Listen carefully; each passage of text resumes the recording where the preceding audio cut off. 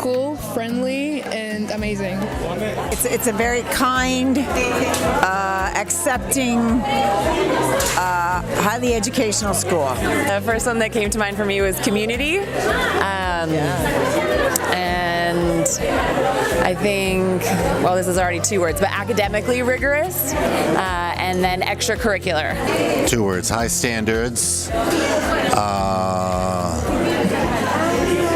eclectic, and international.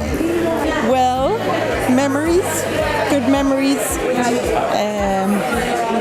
adolescence.